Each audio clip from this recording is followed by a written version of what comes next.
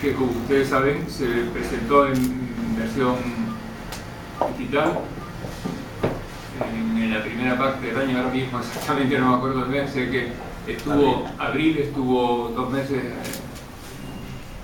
espacio para que pudieran bajar libremente, y creo que podemos decir que fue un éxito.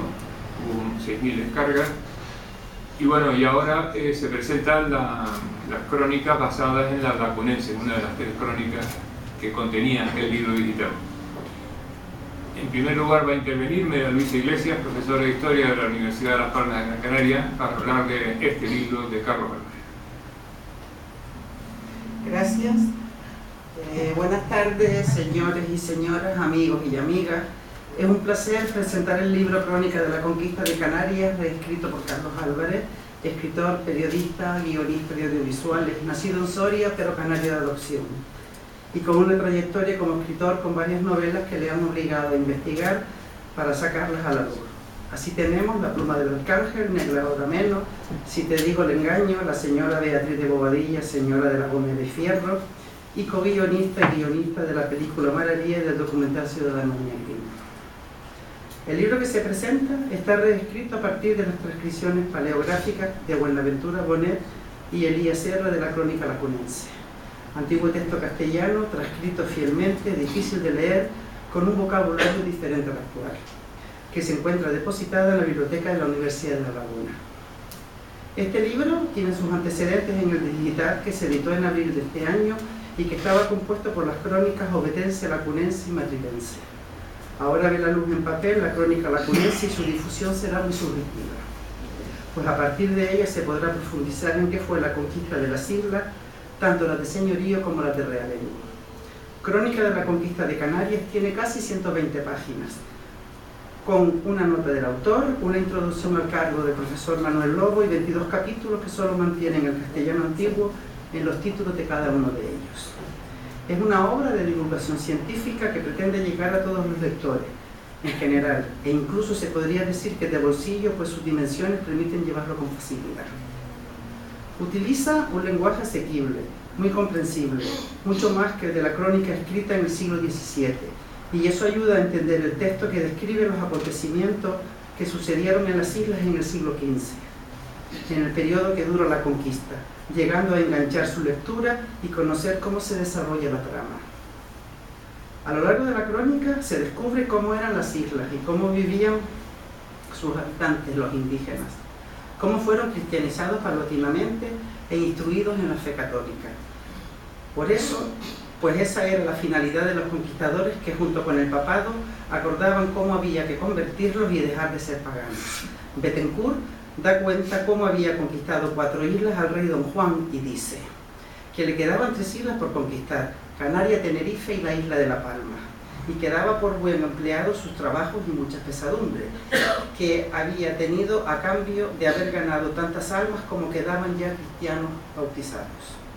Conocemos por las descripciones cómo era la población canaria, qué costumbres, usos y tradiciones tenía, sus vestidos, el aspecto que les distinguía, si eran nobles o villanos, la división de las islas, la administración de justicia, cómo se produce el traspaso de las islas a otros señores.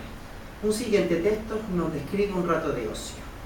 Tenían los guanartemes casa de recreación y pasatiempos, donde se juntaban hombres y mujeres a cantar y bailar, y acabados sus cantos y bailes, ordenaban sus banquetes y comidas con mucha carne asada y cocida, aunque usaban más el asado, y algunas veces la freían en cazuelas con manteca. A este guisado lo llamaban camaronazo. Además de esto, comían mucho gofio, que hacían de harina de cebada tostada, y lo amasaban con leche y con caldo de olla. Otros lo amasaban con agua y sal, y ese era el pan cotidiano. Sus frutas eran higos, que tenían en abundancia. Los pasaban al sol, los ensartaban en cuerdas de junco y los hacían en pellas y los guardaban todo el año. El capítulo 15 relata cómo Juan Rejón es apresado por el gobernador Pedro de Vera porque degolló a Pedro de Algaba, y en él se aprecia cómo podría ser su casa una vez hecho el inventario de sus pertenencias para subastarla, aparte de lo que tenía como caballero. 2 arcas con ropa de lienzo y de vestir, 2 jarros de plata y 2 tazas, 2 cubiletes, un salero, una docena de cucharas, 2 paños de corte, 2 reposteros, 2 bufetes, una docena de sillas y otras menudencias de casa, y una cama en la que dormía. Esta descripción rica en detalles de estas pertenencias difiere de lo que poseían los canarios, que solo recoge que sus vestidos eran tamarcos hechos de cuero sobado o cazuelas que usaban. Se nota que el autor debió de disfrutar mucho en todo el proceso del trabajo, de comienzo a fin, pues tuvo que documentarse para llevar a buen término la publicación que hoy se muestra. Mientras se lee el texto se desgranan poco a poco todos los avatares por los que pasaron tanto los aborígenes como los conquistadores, e incluso entre ellos mismos, todos los éxitos y fracasos, las deslealtades y traiciones, las cabalgadas y presos, las muertes, la falta de provisiones. La crónica comete algún error con respecto a alguna fecha y está subsanada por Morales Padrón. Así recoge la fecha de 1463 como el año en que llegó Juan Rejón a Canarias, cuando realmente fue en 1478. O palabras mal escritas o que falta alguna. No siempre el escribano lo hacía correctamente y se ve en las anotaciones que han hecho los transcriptores en cada una de las crónicas y se comprende fácilmente. Es una crónica escrita desde el punto de vista de los conquistadores, habla de los nuestros, bien de sus victorias o derrotas de ambos bandos. Es una visión de los vencedores y no de los vencidos. Estos no pudieron dar su palabra, en realidad como sucede en todas las crónicas de guerra. Además, la diferencia de armamento es importante. Mientras unos se defendían con piedras y palos tostados con agudas puntas, otros disponían de caballos con sillas, corazas, mallas, escudos de diferentes tipos, cascos, espuelas o lanzas. Las desventajas hablan por sí solas. Por último, hay que agradecer al autor Carlos Álvarez que me propusiera la presentación de esta entretenida crónica que parece una novela y que invita a leerla para conocer cómo se suceden los acontecimientos desde la conquista de la primera isla, Lanzarote, a la última, Tenerife, en un tiempo de casi 100 años, pero en un espacio reducido, con el problema de que estamos en las islas con cierta distancia entre ellas, aunque ahora esas distancias sean prácticamente inapreciables. Muchas gracias por su presencia y enhorabuena al autor.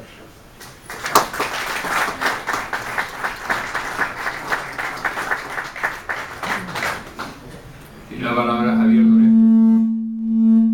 Tiene la palabra Javier Doreste, crítico literario y, como él mismo dice, lector. Crítico literario, nada, perdón, lector. No puede nada. Mejor para ustedes, si no se oye, ¿eh? Yo acudo a este acto pues bastante asustado, tengo que decirlo.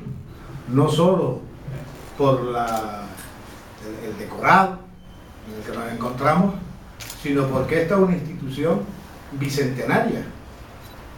Su primer presidente fue el canónigo Verdugo, que debe llevar más de 113 años muertos.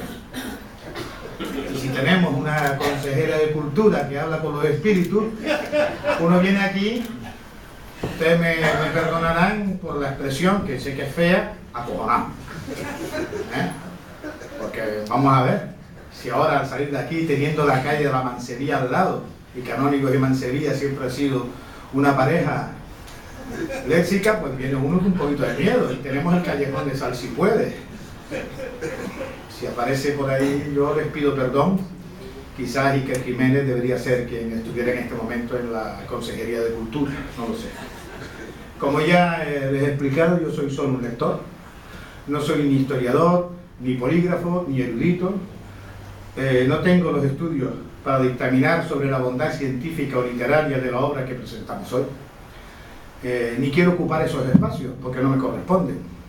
No puedo asaltar los cielos de la historiografía. Acudo aquí con la doble afición de la amistad hacia Carlos y la afición de la lectura. Hay que ser aficionado para ser amigo de Carlos, ¿eh? Y apelo a la indulgencia de ustedes por si meto la pata más de lo debido. Ya algunos de los que me conocen aquí saben que sufro de incontinencia verbal. Y uno de los primeros problemas que tiene cualquier presentación de un libro es cuando el presentador asume más protagonismo que el presentado. Es una de las típicas maldades que se suelen hacer en la vida literaria de estas islas. Para evitar este riesgo, me voy a limitar a considerar algunos motivos por los que deben leer y mejor comprar la crónica de la conquista de Canarias, reescrita por Carlos Álvarez. Insisto en la segunda parte, comprar. Laín Entralgo decía que el acto de leer tiene tres facetas, que se presentan en diversos momentos, no son secuenciales, suelen ir juntas, a veces prima una más que la otra. Él las definía como la diversiva, la convivencial y la perfectiva. No vamos a hablar de la perfectiva sabiendo todos quién era Laín Entralgo y de dónde venía. Nos vamos a centrar, para aligerarles a ustedes el asunto, en la diversiva, que es que no debemos entender como diversiva solo y exclusivamente aquella que nos divierte como entretenimiento, sino sobre todo la que nos saca de nuestro mundo y nos lleva a otro, apartándonos, aunque sea un momento de nuestra realidad.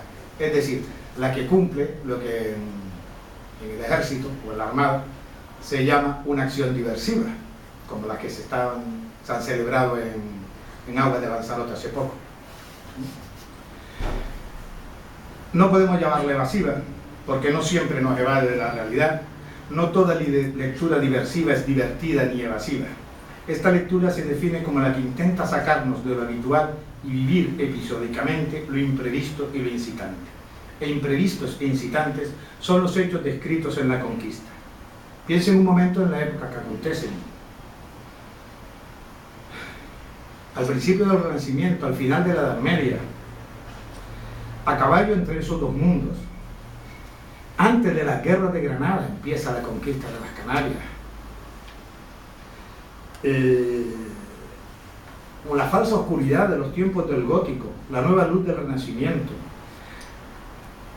la idea que empieza a cuajar en la sociedad de que por el esfuerzo cualquiera puede elevarse, que es la idea que lleva a los pecheros y a la peonada, a la conquista de las Canarias y a la conquista de América.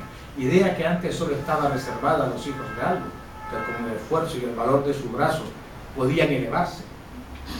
Sin embargo, en la época del Renacimiento empieza ya a germinar la otra idea, de que cualquiera, hombre, en nuestras sociedades, esa idea queda aplastada, pero está ahí, en las sociedades, digamos, del norte de Europa, en Inglaterra, en la Holanda, que empieza con el capitalismo, esa idea sí está pujante y es la que impulsa y es la que lleva la dinámica económica del asunto. La idea de llevar de la cristiandad, que en realidad es un mero pretexto justificativo para una tradición de glorificación de la rapiña. Esta idea que algunos hombres pueden hacerse a sí mismos será la que lleven por divisa los que más tarde asaltarán América. Idea contraria al espíritu medieval. Ese espíritu renacentista nos lo hace vivir el cronista lacunense gracias a la cuidada prosa de Carlos Álvarez. Pero estas crónicas no solo nos divierten del momento actual, también nos transmutan, que es otra función que tiene que tener, según Laín Entralgo, la literatura diversiva. Y nos transmutan hasta que podemos sentir un hálito de indignación cuando leemos cómo acuerdan los conquistadores talar los campos de los canarios para reducirlos por hambre, aquí en la isla de Gran Canaria. Es una bárbara política aplicada en la antigüedad por los romanos contra los esclavos rebelados del sur de Italia.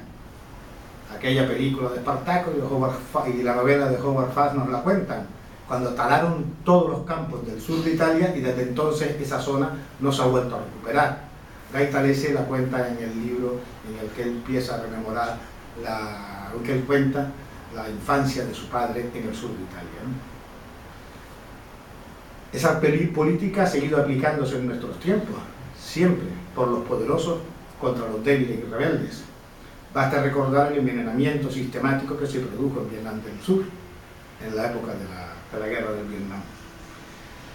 Pero además, cuando nosotros leemos, no solo dialogamos con el autor primigenio, que en este caso sería el cronista, sino también lo hacemos con nosotros mismos como lectores. Por eso, cuando estamos leyendo este hecho de la tala de los campos para reducir por hambre a una población, nos acordamos de otras talas para reducir a otras poblaciones por hambre. El diálogo en el libro no solo se mantiene con el autor, como dicen unos, sino también con el pozo de lectura que tenemos todos nosotros detrás. Carlos ha conseguido depurar el castellano antiguo de forma tan impoluta que cuando avanzamos en su obra encontramos mil y un pies para recordar nuestra propia memoria. Esa transmutación con los protagonistas del pasado, con la lectura durmientes, no es fácil de conseguir. Muchas obras caen de nuestras manos porque los personajes y sus hechos son tan planamente descritos, sean verosímiles o no, que hacen imposible que los asumamos. Asumir el punto de vista del otro es el quid de esa transmutación. Cuando un escritor nos hace verosímil al otro, estemos o no de acuerdo con él, nos caiga simpático o no, estamos ante un auténtico escritor y no ante un pergeñador de frases como yo. Pero no solo nos transmutamos en los personajes, también convivimos con ellos, con el hambre de los españoles en su enclave, que era aquí al lado, con las intrigas y crueldades que en ellos mismos practican. Se mataban con cochinos. Si ustedes lo piensan, la violencia institucionalizada en la conquista de Gran Canaria no es solo contra la población aborigen o sobre la población aborigen, es también una violencia entre los propios conquistadores. Se cortaban la cabeza, y no es por hacer el juego con la reina de corazones. Esta convivencia es la que nos permite asimilar con rapidez no solo los hechos, sino el mismo espíritu que recorre el libro, la oposición, el encontronazo entre dos formas de ver la vida. Ojo, no son dos formas tan diferentes. No existe un mundo canario idílico. La Canaria también es presentada como una sociedad de clase, en la que existen los de arriba y los de abajo. No es una visión pastoril. Son estas contradicciones de la propia sociedad canaria las que terminarán facilitando la victoria final de los españoles, o mejor, la quiebra de la sociedad de los antiguos canarios y el paso de Fernando Buenartemes. De este paso se nos da, casi sin quererlo, por parte del cronista, una doble explicación. Por un lado, el convencimiento de la derrota final ante las armas y el continuo fortalecimiento de los españoles. Buenartemes ha visto cuántos son y lo que hacen los españoles en su viaje a la península. Pasea al lado del rey Fernando y de Boabdil por Granada, vestidos los tres de reyes, porque cuando llega a Granada Fernando lo hace vestir con ropas adecuadas de rey, y de hecho las crónicas recogen que aquello le llamaban el paseo de los tres reyes. Y por otra parte, la necesidad de establecer para los suyos, los más cercanos, garantías de supervivencia suficientes en el futuro. De ahí la constitución más tarde del señorío de Guayedra. De ahí su intervención para conseguir la rendición de unos y su participación en la conquista de otras islas. Entendemos así lo que pasó con el Buenartemes, o mejor, lo que pasó por su cerebro, cuando dio el paso que lo convertiría en traidor para unos y en un héroe con visión de futuro para otros. Conseguir que lo entendamos, convivir con esa figura, lo que hoy se llama empatía, que suena más bien a seminario de ventas, pero nosotros, o lo de la otredad, a mí me suena a oquedad, ahora asumir la visión del otro. Lo que pasa es que siempre estamos buscando palabras un poco más complicadas, ¿no? No es el propósito del cronista original. Este lacunense no tiene otro objetivo que el de contar y justificar los hechos de las armas de los españoles. Es el mismo objetivo que se planteará más adelante Bernal Díaz del Castillo. Ser capaz de leer entre líneas y poner negro sobre blanco, como si de un palincesto se tratara, es tarea del editor moderno. Y Carlos Álvarez lo consigue en cada una de las páginas de sus crónicas. Nos hace verosímil desde la espantosa muerte de Doramas hasta el suicidio de los últimos irredentos, o la muerte de Pedro de Algaba y tantos otros crímenes y traiciones al honor que se cometen en nombre de los reyes y la religión, unas veces entre los propios españoles y las más contra los aborígenes.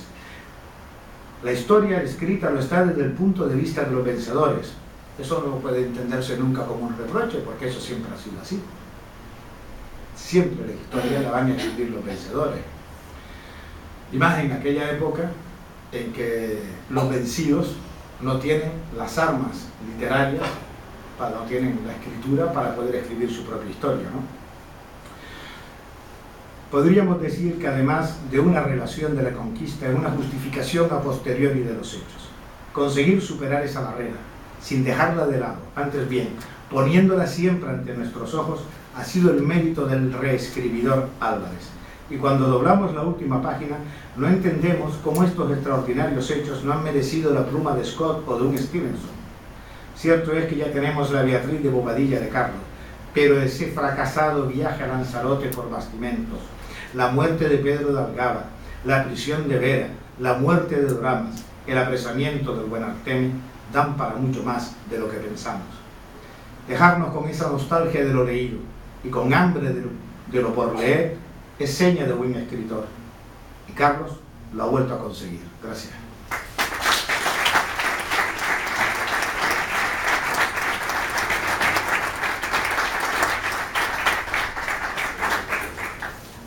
Tiene la palabra Carlos Álvarez. Bueno, bienvenido, muchas gracias por su presencia a todos y a todas ustedes. Muchas gracias también a Maui y a Javier por sus elogiosas presentaciones, y déjenme también acabar con el capítulo de gratitudes, volviendo a agradecer a esta casa y a su presidente, a Tomás Landevalle, que acogieran y apoyaran el proyecto de publicación de la edición digital de las crónicas, de las 3 crónicas que, como ya dijo, se publicaron en abril. Estuvieron a disposición para bajada gratuita entre el día del libro, 21 de abril, y el día de Canarias, 30 de mayo, y creo que sí, que se puede decir que fue un éxito editorial, en el sentido de que la obra fue descargada por 6.000 personas, o sea, hubo 6.000 descargas desde 40 países, algo que para un libro hecho en la isla en papel hubiese sido imposible. No tenemos capacidad, ninguno de los editores canarios tenemos capacidad de llevar 6.000 ejemplares no solo a 40 países, sino incluso, aunque sea a Madrid o a Barcelona. Salir de las islas para los editores canarios ya es un triunfo. La edición digital, insisto, de algo tan concreto como es las crónicas de la conquista de Canarias, distribuir en mes y medio 6.000 ejemplares en 40 países, pues creo que fue todo un éxito. Pues gracias a todos los que hicieron posible esa aventura, y gracias a ustedes por la presentación de hoy. Yo decir, la verdad es que tendría ya poquito más que decir. Sí, por ejemplo, confirmo que me lo pasé muy bien en casi todo el proceso de reescritura. A mí se me ocurrió reescribir estas crónicas porque, bueno, tanto para La pluma del arcángel como para La señora, para las 2 novelas, pues me las había leído, me leí las crónicas y de repente me veía que estaba leyendo por 3ª y 4ª vez un párrafo porque no lo entendía, porque bueno, me maldecía hasta el señor Nebrija por no haber publicado su gramática unos años antes y que estos las hubieran leído, ¿no? Los cronistas oficiales las hubieran leído, porque es una lectura engorrosísima, la lectura de las transcripciones paleográficas, porque bueno, tiene una sintaxis que no es la sintaxis actual, tiene un vocabulario complejo, y entonces yo me veía leyendo y releyendo a veces un mismo párrafo hasta que conseguía entender qué diablos quería decir. Y yo parto de que, bueno, había leído muchos trabajos de la historia de Canarias y pensé que si para mí, que conocía bastante bien la historia de Canarias, era difícil interpretarlas, leerlas, supuse que para un lector normal pues iba a abandonar enseguida el propósito de leerlas tal y como estaban publicadas. Empezar la aventura fue divertido, pero después acabarla no lo fue tanto, porque había momentos en los que de verdad uno bueno, tenía que seguir dándole vueltas a una palabra. ¿Qué diablos quiere decir, ¿no? ¿Qué diablos quiere decir? Por ejemplo, detalles muy concretos. Cuando describe creo que se refiere a los gomeros, no estoy seguro si es a los gomeros o a los canarios, cuando la crónica dice, les describe en sus peleas, como luchadores, decía, son braceros y certeros. Eso, vale, se entiende. Braceros, todavía en el diccionario existe como el término de arma que se lanza con el brazo, o acostumbrados a lanzar el brazo. Certeros, estaba claro, ¿no? Donde pone el ojo, pone la piedra, vale. Pero decía, eran braceros y certeros, que la piedra que tiraban la escondían en la tapia o el cuerpo. Me pegué días buscando todas las entradas del término tapia y el término cuerpo, por si en el siglo XV tenían algún otro significado que yo ignoraba. Acudí a los diccionarios etimológicos, a la maravillosa web de la Academia de la Lengua Española, donde puedes localizar las palabras en cada momento histórico, cómo entraron, qué anotaciones tenían, y no me explicaba yo esa frase, hasta que contacté con la Academia Canaria de la Lengua, y al exponerles la frase y este significado, esta frase tan oscura, y yendo a otra crónica, yendo a la crónica de Escudero, ahí aparece el significado. La crónica de Escudero dice que cuando Rejón está construyendo el Real de las Palmas, cuando desmonta, dice, creo, de maleza, limpia todos los alrededores para ver si el enemigo se acerca, es decir, tala toda la vegetación, y construyen una muralla de barro, una tapia de barro y piedras. Y dice que cuando los canarios lanzaban la piedra, aunque el barro no estaba totalmente seco, la piedra se hundía de tal manera en el barro, que no se veía, que mientras un cristiano sobre esa misma tapia tiraba una piedra, apenas hacía una mellita y caía. O sea, es decir, la interpretación de que la piedra que tiraban la escondían en la tapia y el cuerpo quiere decir que la tiraban con tanta fuerza que atravesaba una tapia o atravesaba un cuerpo. Para entender eso, pues estuve sinceramente dándole vueltas y vueltas y vueltas hasta que conseguí que la Academia me aclarara mediante la crónica de Escudero el significado de esa frase que me resultaba tan oscura. Pero por otro lado también me divertí, como decía Maui, porque hay expresiones que las dejé tal cual, porque me parecían realmente deliciosas, ¿no? Cuando Pedro de Vera espera que venga su hijo y Pedro de Vera espera que venga su hijo para detener a Rejón. Rejón quiere irse en el mismo barco en el que llega Pedro de Vera, quiere irse a Sevilla otra vez a dar cuenta a los reyes de que él está obrando bien. Y Pedro de Vera le convence que no se vaya todavía, que en ese barco está fatal, que es un barco horroroso, que hace aguas por todas partes, que espera a que venga su hijo, que viene en un barco nuevo y sin problema. Porque irse en ese barco, dice, sería que vaya otro navío, porque dice que sería homicida de sí mismo embarcarse en esa nave. Eso te lleva a buscar. No existe todavía el término suicidio, y efectivamente no encuentras el término suicidio en los primeros diccionarios. En esa época no existe ese término. Me gustó más dejar homicida de sí mismo que luego escribirlo en los términos actuales, ¿no? O expresiones que son realmente, cuando se relata las posesiones de Rejón, cuando se relatan las posesiones, o de Algada, ya no recuerdo, de Rejón, las posesiones de Rejón, que se las queda prácticamente todas, las subastan y se las queda Pedro de Vera.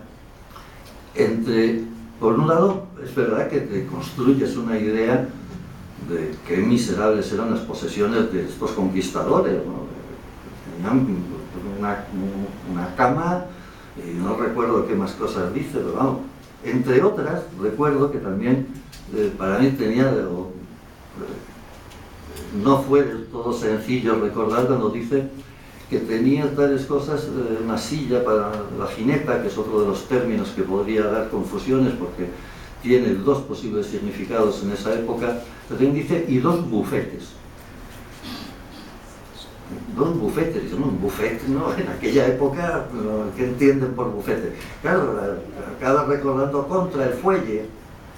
O sea, después de buscar 25 acepciones de la palabra bufete, uno se acuerda del fuelle para encender la lumbre, para encender el fuego del hogar, ¿no? Entonces, hasta esos detalles, hasta ese detalle de posesiones, pues resultaba realmente muy atractivo entrar en ese tipo de juegos de lenguaje y sobre todo para interpretar la época, ¿no? Y lo que para mí era más importante, o lo que yo pretendía, era que para el lector actual no fuese una barrera, no fuese un estorbo, que esa forma de reescribirlo respetara lo más posible el aroma de la escritura del cronista, del primer cronista, porque yo en realidad lo que he hecho es asumir el papel de otro copista, de un copista más, de las crónicas, como ustedes saben, las tres crónicas, la lacunense, la ovetense y la madritense, las tres son copia de una crónica original que nunca se ha encontrado, vamos, o que desapareció, creo que el profesor Lobo ya se ha ido, no lo puede explicar mejor, pero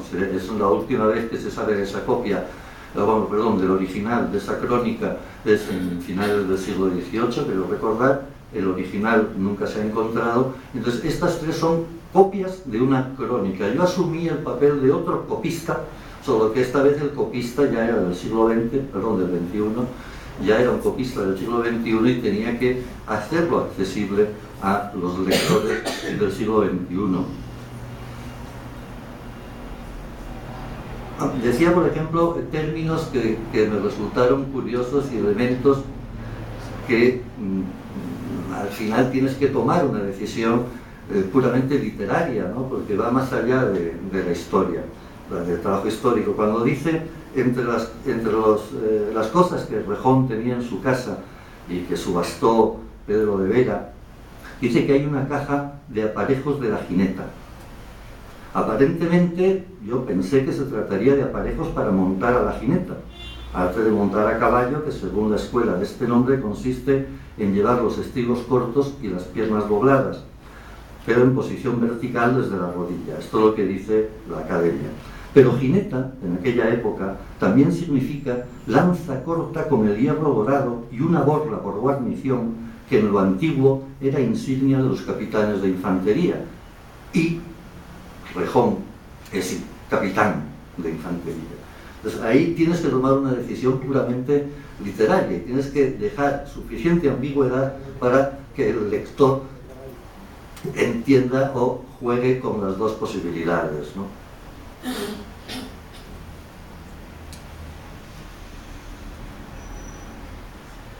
Expresiones realmente, pues, otra expresión que me hizo mucha gracia y me resultó muy bonita y también llevó su tiempo de búsqueda, encontrar el significado cada vez que se habla en la crónica de caballos de regalo o caballos regalados. Dice en un par de ocasiones que la isla, a partir del cultivo de la caña de azúcar, se enriqueció muy rápidamente y de tal forma que en la plaza de Galda, en un regocijo, en una fiesta, se llegaban a ver 40 caballos de regalo. Caballos, regalarían caballos. Es esto, un caballo de regalo, ¿no? Claro, cuando estás trabajando en esta época tienes que situarte en el universo, no solo el universo mental, sino el universo material de aquella época. Y en el universo material de aquella época había al menos 3 tipos de caballo. Hoy diríamos que lo ponemos en coches, ¿no? En motor, y tendríamos pues, el tractor para trabajar en el campo, ¿no? Tendríamos el coche utilitario y tendríamos, pues yo qué sé, el Maserati, ¿no? Entonces, el caballo de regalo, en aquella época había caballos para trabajar en el campo y había caballos para la guerra, distintos, y había caballos para lucirse. Y ese era el caballo de regalo. Pues, llegar a verse en un regocijo en la plaza de Galda 40 caballos de regalo significa que eran 40 caballos de domingo, 40 caballos de enseñar, no sirven nada más que para alardear de poder.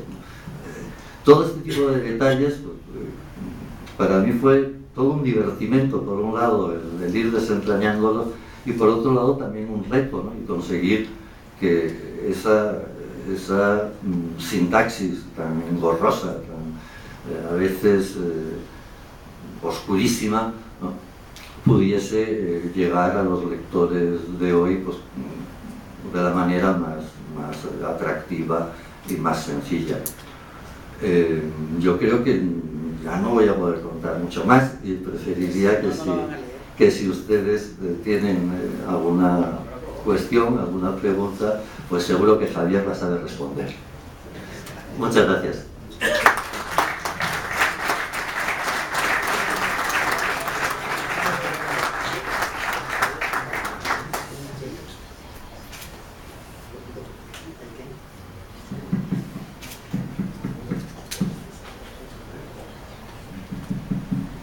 Entremos un poco en materia, decirles que lo de caballo de regalo, él ha puesto un ejemplo que se nos escapa, que es el del Maserati.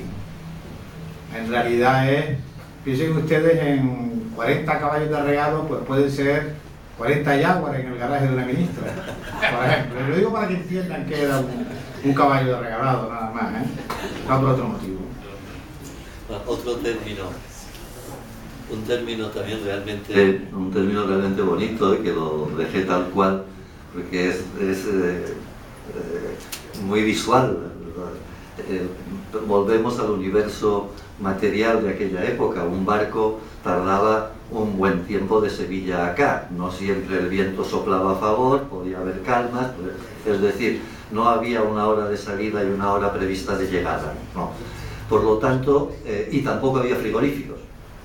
No, de aquella no había frigoríficos. Entonces, cuando viene la viuda de Algaba, no, la viuda de Algaba es, creo que sí, no, perdón, de Rejón. Cuando viene la viuda de Rejón, que matan a su marido, y cuando se marcha otra vez a ver a la corte para exponer el caso del asesinato a los reyes católicos, la reciben aquí pues viene de La Gomera, la reciben con mucho cariño, la agasajan, y para el viaje le dan frutas, no recuerdo qué más, y carne en pie. Claro, los pollos no los llevaban congelados, los llevaban vivos, hasta que hacían falta para comer, ¿no? Entonces, pues, la carne en pie, pues eran pollos, gallinas, cerdos, ovejas, y eso... esa expresión también me parece una expresión realmente preciosa, ¿no? Va nombrando las cosas que le van llevando al barco como presentes para ofrecerle a la viuda. De carne en pie es una expresión que tampoco modifiqué, porque me parece que se entiende fácilmente, desde luego es de una belleza visual increíble.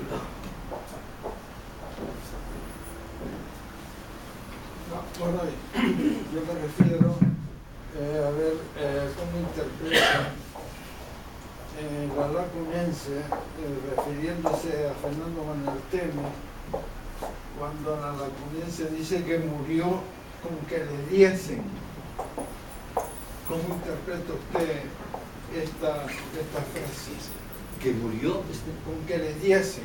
Con que le diesen. Es que tal y como está redactado, parece que no queda claro si fue envenenado o... porque dice lo que le diesen, o sea, si la muerte fue por envenenamiento o fue muerte natural. La sospecha de que fue envenenado en aquel momento ya existía. La interpretación es esa, es la posibilidad de haber sido envenenado. No, coincide con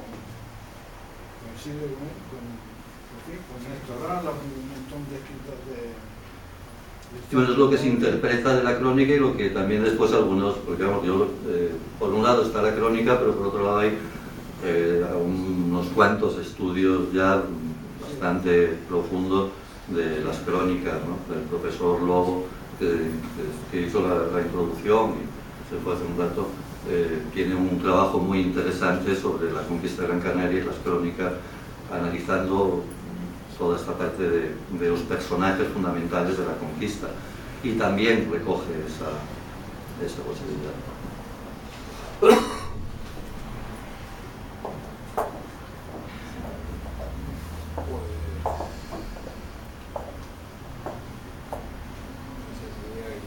Sí, no hay... A ver, pues, se ha visto que la gente lo que está preparándose para leerse, ¿no? Pues nada, muchísimas gracias por venir a todos ustedes y a los señores y señoras de la mesa. Gracias.